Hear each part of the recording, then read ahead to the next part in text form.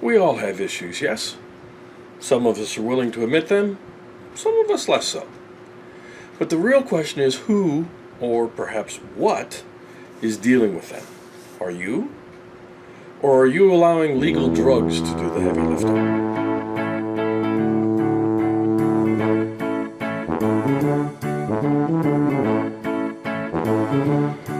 There are two examples that go with this episode that highlight the basic differences in approach to handling issues, stress, and the things that wind us up.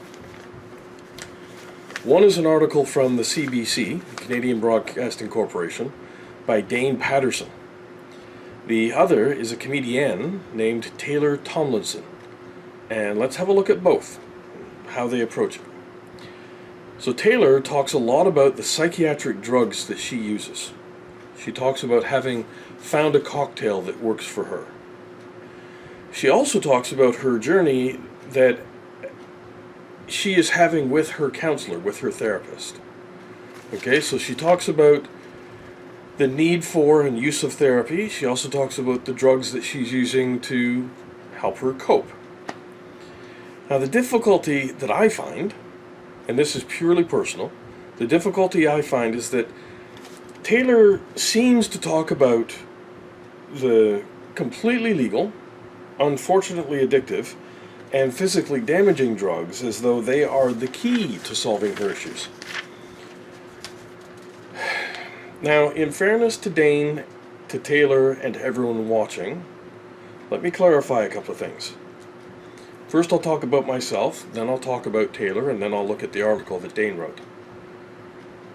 My position is that medication can be a useful, short-term coping tool. And yes, I do have a script. I am reading what I wrote, because this is something about which I am particularly passionate. I think my views are not particularly polarizing. In fact, I think a lot of people will breathe a sigh of relief to hear someone saying that, you know what, medication as a short-term boost to, get through something, it can be a useful tool. And I'll tell you why. When I was 28, I was prescribed prednisone for a year. Now, prednisone is a very powerful corticosteroid. And it was prescribed because I had swelling around my heart. And prednisone is a drug you use to reduce swelling. Unfortunately, prednisone is also a drug that will dissolve your bones. I don't mean a little bit or it sort of affects your bones. I mean it will dissolve your bones. It eats them away. So I am aware of how damaging drugs can be to the human body. I have experienced it. And then when I was a participant in a study on ADD in adults at CAMH, the Center for Addiction and Mental Health, at the time it was actually called the Clark Institute, which predates CAMH, but it's the same building. I was in my 30s, and I used Ritalin to help improve my focus while I learned techniques for dealing with ADD and learned the fact that ADD is actually primarily a nurture thing. You aren't born with ADD. You learn to not pay attention. You learn to bounce from thing to thing to thing to thing. And if you look around, you'll see a lot of parents do this to their kids. They keep putting shiny objects in front of their kids specifically to distract them. And then they wonder why it is that somebody else eventually comes along and says, hey, your kid has difficulty paying attention. That would be because you as the parent never taught them how. The point here is, I used this medication. Now, Ritalin, too, especially when I used it, this is more than a quarter century ago, Ritalin is synthetic cocaine. And when I first started using it, it was practically identical to cocaine. You could crush it up and snort it and get the same high off Ritalin that you would get from cocaine. Pharmaceutical companies have certainly made some changes to it so that it is more difficult to get high from snorting it. but it is still synthetic cocaine. And I find it alarming that approximately 95% of global prescriptions for Ritalin are issued in the United States, and almost 100% of those are prescribed to children under 12. So parents who are feeding your kids Ritalin, understand you are feeding your kids synthetic cocaine. If that sounds good to you, fill your boots. If that sounds like perhaps you should learn to be a better parent, also fill your boots. Can we all say Cranium Ex Rectum? That's my experience with using medication. And it's, there is some negative there, there's some positive there. And I recognize it can be helpful. Now, when I hear Taylor talking about finding a cocktail that works for her, I am reassured because she also talks about being in therapy. There's actually one piece in a comedy routine that she does where she talks about finding the cocktail that works for her, and she feels so good that she thinks, hey, I don't need any more therapy. And then she very quickly encounters an experience that shows her, oh, yes, I do need therapy. I do still need to be talking to somebody and working through the issues that I have. We all need that. Now, fortunately, a lot of us have friends to whom we can turn and talk and work things out. But not all of us have that. Now, to be clear, and this is something I talk about frequently too, I am old enough to be Taylor's father. There is 26 years difference in our age. So I am absolutely old enough to be her dad. And the thing that I talk about is remembering that as a parent of an adult, and Taylor at the time of recording, Taylor would be 30 years of age. I am 56 years of age. So if she were my daughter, she's an adult, she is 30 years of age. I have zero business telling her what to do. My function now as a parent is to listen to her, to communicate with her, give her advice, help her research options, and be there to support her in the choices that she makes. And for those of you who are going to say, well, what if she makes some kind of bad choice? Okay, obviously there's no requirement that I support her when she robs a bank or when she shoots somebody or makes some other atrocious choice. But if she is my child, my job is to be a loving, stern parent. Let's now look at Dayne's article. And there's nothing in the resources underneath the description that connect to Taylor. You can just search for her name, Taylor Tomlinson. Tomlinson. Tomlinson. She is very funny. I absolutely recommend seeing her live whenever you can. Watch her specials. She's a very funny person. There is, however, a link to the article that Dayne wrote for the CBC. And it rang bells for me because I am a veteran and I have PTSD. Or more accurately, I should say, I have experience with PTSD. And I can absolutely see how CBD oil or chewables or even just smoking a joint could be helpful and useful to some folks. But as Dayne makes clear in the article, I can also see how it could be really bad for somebody.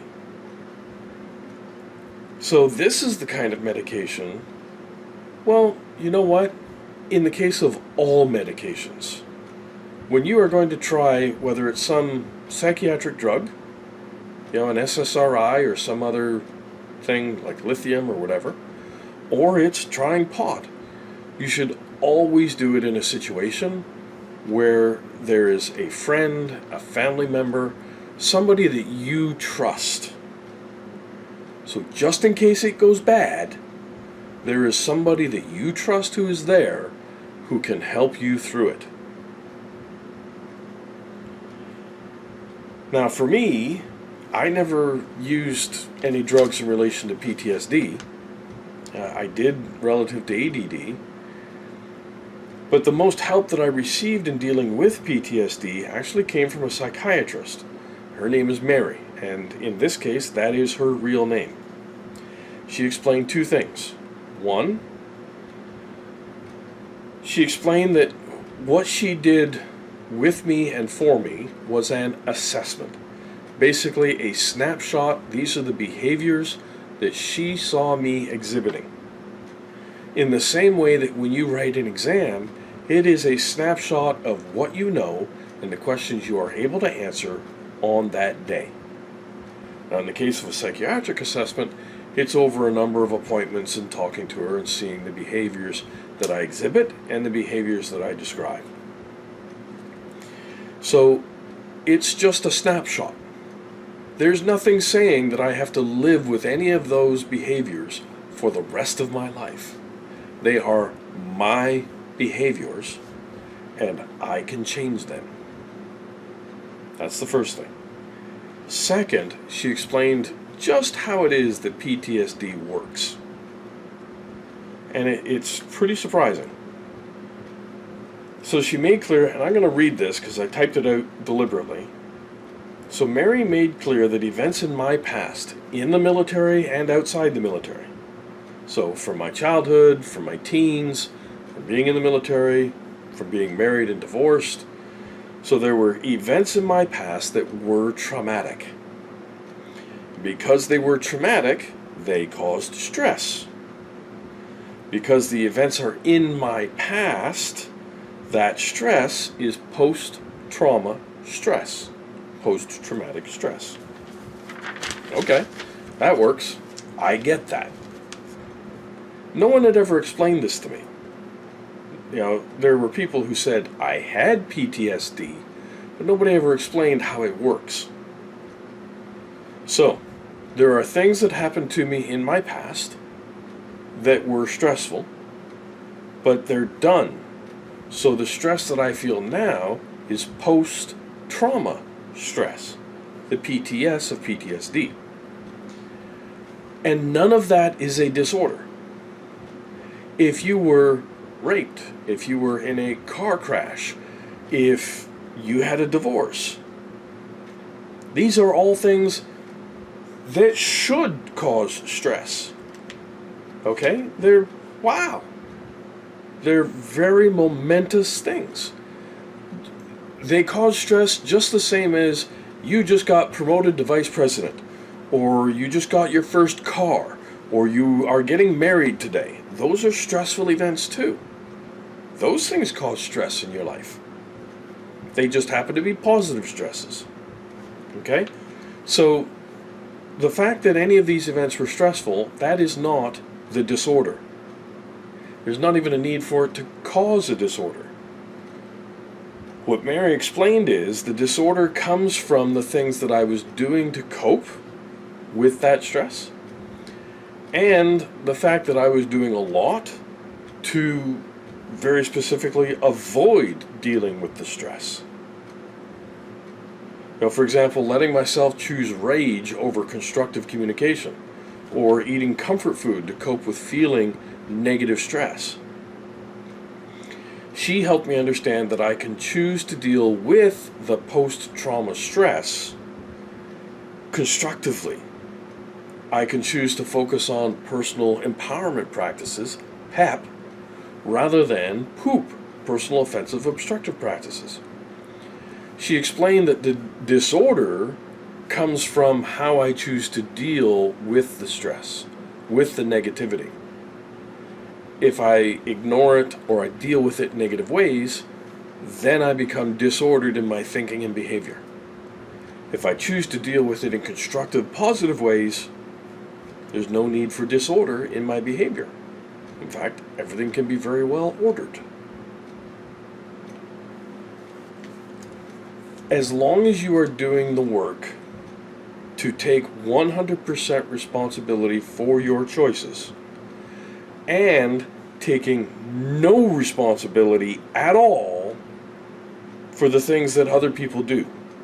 So take responsibility for your choices, but never take responsibility for someone else's choice.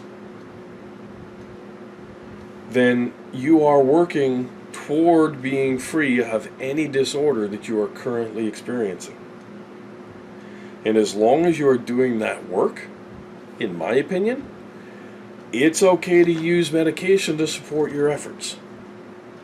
If you feel you need it, then okay. And there are lots of people in the MAD community who will, they will be very upset with me saying that. But if it's what you need to cope, okay, then that's what you need to cope. Just look at it as a short-term fix, rather than psychiatry's perspective of, once you are on these drugs, you are on them for the rest of your life. Whoa, that's bad.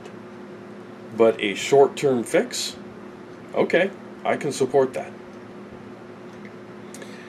I see medication as being in the same vein as a cast or a cane, both of which I have had. They help support you. You know, a cast will immobilize the joint so it isn't exposed to further damage. A cane will help you support yourself while you are getting more mobile and more active. Okay? Medication can serve the same function. It can support you while you are working through the issues that you need to work through to deal with the stress and handle it in an orderly fashion. And if that works for you, good. Again, just look at medication as being a short-term support rather than a lifelong commitment. Okie doke. That's it. That's all. It's a short one. If you have questions, comments, by all means, put them down below. Thank you, and have a good day.